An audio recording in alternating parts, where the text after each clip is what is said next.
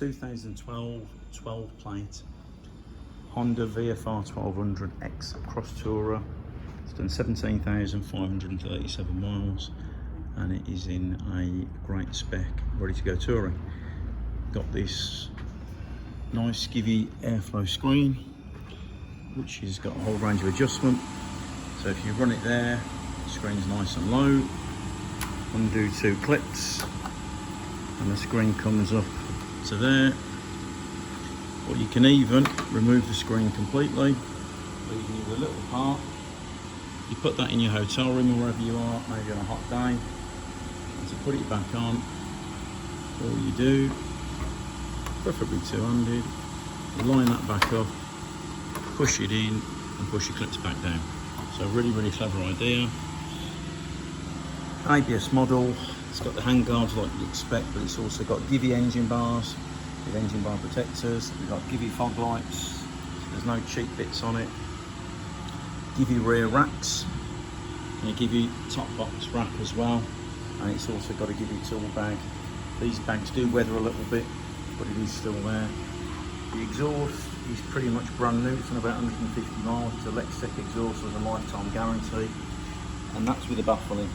So if you undo that little bolt and take the baffle out, you'll get a bit of a sportier noise too. It's also got the Honda heated grips. The sat nav will be coming off, so you'll be left with a sat nav mounting bar, but the previous customer has asked us to take this sat nav off as part of us buying it, so we have to take that off and send it back to them. And just to be clear, it doesn't have luggage, it has the mounting rack for luggage. So I'll take you around the bike, it's in really, really good. Oh, another thing, sorry, got a rad guard too. So I'll take you around the bike. So the screen's in very, very good condition. Again, in the different lights, you can see the odd mark where, you know, it's been cleaned, I guess. That mounting point, no idea what it was for, whether it's a camera or something like that, but that will be staying on. We aren't going to take that off and risk damaging anything. Can't see any damage, maybe a few stone chips on the headlight, but certainly no damage. Same on the beak. Couple of tiny little scratches on the front mudguard. And that is a brand new Road 5 trial tyre. So, and I mean brand new, it's still got rubber bits on. That front mudguard has a crack in it that has been repaired. It is stable and secure, but it is there. The wheels on these are very, very clever. So it's exactly the same as what BMW do. They bring the spokes to the outside, making a tubeless rim, so we've got no tubes in there. So we haven't got the extra weight, you haven't got the risk of a flat out on the road. And if you do get a flat, you can just plug it, you haven't got to change your tube. So very, very clever system. All the fork legs are in good condition, the rims are in good condition, and some of the hubs and the brake discs.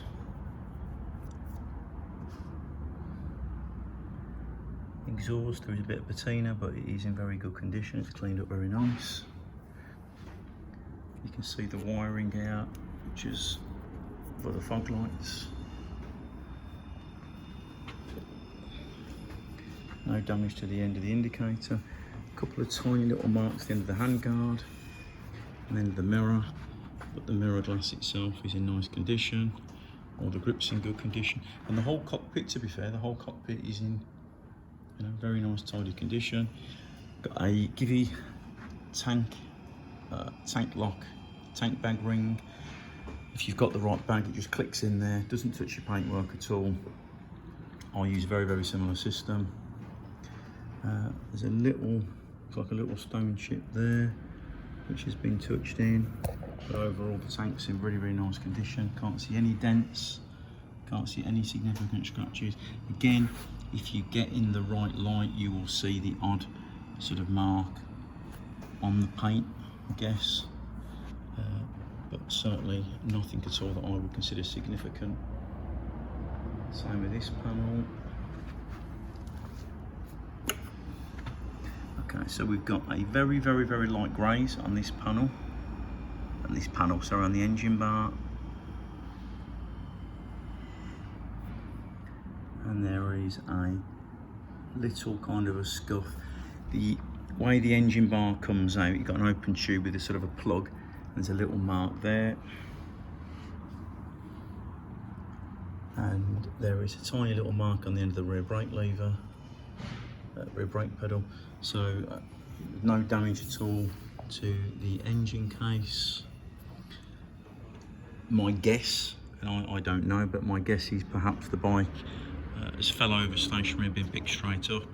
That would certainly sort of match with that and that and that. But then that's the point, the engine bar's doing its job. So no engine case damage at all. No damage I can see to the frame. The pedal rubbers have certainly not had a great deal of use. Tiny little mark on the end of the hero blob. A couple of rubs on the sort of boot guards. And this is a really good indication of the bike has been used. If the bike's been crashed, we see that these bits here are chamfered away flat, and they are not. They've not even touched anything. As I said, I know it's a brand new exhaust because we fitted it to this bike about 170 miles ago. And then round the racks, you can see in places that there is a little bit of sort of surface rust coming underneath the paint. If you wanted it absolutely sort of concourse immaculate, you could always send these off for powder coating. You know, it wouldn't cost a great deal at all. But it's actually a quick release rack. So the way that this rack works, if you turn that screw and turn that screw and you turn that screw, this whole rack comes off the bike. That comes off, the other side comes off, and in no more than about 5 seconds, actually, you don't have a rear pannier rack system on anymore. The racks are really useful for extra security, to kind of, or extra protection, a bit like the front bars. I actually have a KTM Super Adventure, and I've got a similar system on the back. I do carry panniers very rarely, but actually, they're really good for protecting the bike, just in case you do have a spill as well. Seats in really good condition, no marks, no tears, no rips. A couple of marks on the handguards as you would expect. Standard Givi mono-key rear rack system. All the rear wheel, nice condition. There is obviously a bit of patina in places where the spokes in, as you would expect. And the rear tyre, loads of condition. You've got a Pilot Road 4 trail on the rear, so the front is a higher spec. So basically, once that rear tyre wears out, you put the 5 on there, and you've got the latest, sort of greatest Michelin Sports Touring tyres then on board. All the rear end is very standard. You've got a shaft drive here, so there's no chain or anything to worry about. And again, same with the other side. You know, there's nothing at all offensive about the racking. But if you wanted it perfect, you could just send it off powder coating, it'd be like new then. And again, the same as the other side, there is no damage here at all. Engine case is all good. The frame is good, this side of the seat is good. Not sure what that wire is going to, but I assume it's something up on the bars. Perhaps that's the power to the sat nav, most likely. So as I said, we'll be taking the power off anyway for that. The charging lead, we put it on every bike so that we can charge them when they're in the showroom. It won't be coming out with a charging lead unless you want to buy that.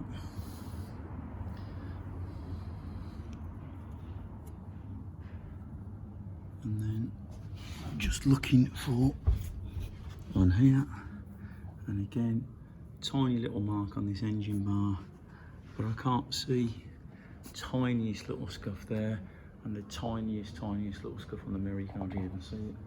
But again, the glass is all good, no damage at all to any paintwork. Got a side stand extender on it too, and it's got a centre stand on it.